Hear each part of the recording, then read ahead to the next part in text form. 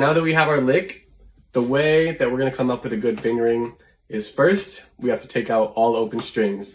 The reason we do this is just because when you have open strings in your fingering, it's not going to be transposable to all 12 keys.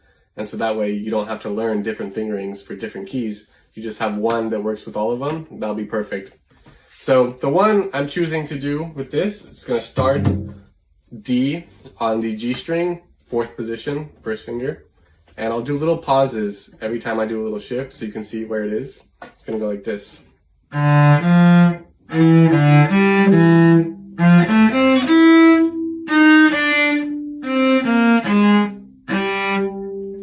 So we can see that there's no open strings in that. So that solves the first problem. Now, what's important also is that you want to find a fingering that doesn't have any super big leaps or awkward shifts that are hard to do, because you want to be able to use this same fingering in any part of the fingerboard when you're changing keys. So we wouldn't want to do something like this.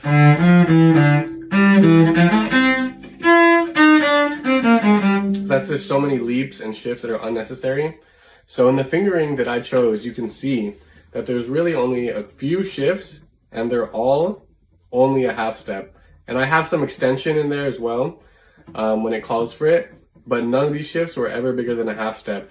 So that way you'll have something that's pretty similar in the same range, or even if it's not all in the same position, it's something that you're going to be able to manage doing in all 12 keys without it being awkward.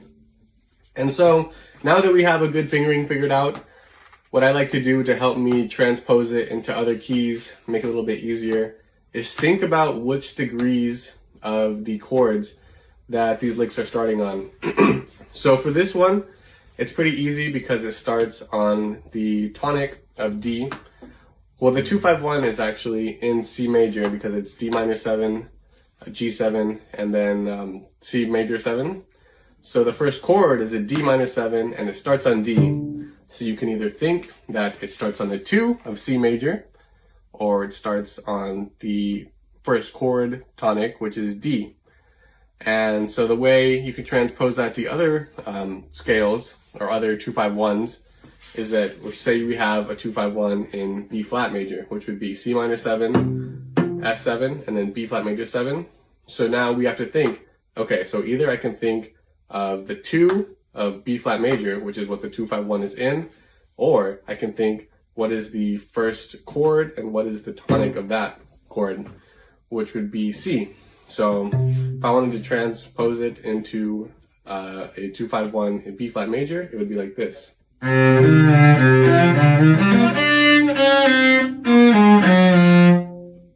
just if I wanted to go one more down into a 2-5-1 in A flat major,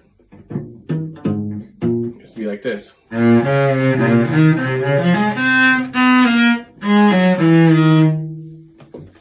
So you can see that with this same fingering, I'm just doing the same fingering every time, I'm just changing where I'm starting it, you can actually transpose this to all 12 keys.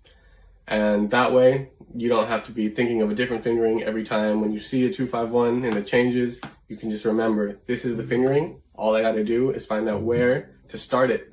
So just a quick review. First thing you gotta do, take out any open strings. Second thing, find a fingering that doesn't have any crazy jumps, doesn't have any awkward shifts, something that is easy and makes sense to do on the cello so that you can easily transfer it to the other keys. And then third, when you want to try to transfer it to other keys now, think about what degrees of the chords that these are starting on. Does it start on the first? Does it start on the third? And also you can think, where is it in the middle of the 2-5-1? Like when I'm on the dominant chord, what degree am I on that? And if, for example, this one, you end on the 5 of the tonic. So when we have the, so it ends on G, which is the 5 of C. So you can always think, I should be ending on the 5 of whatever the tonic is when I finish this lick. So use those tips.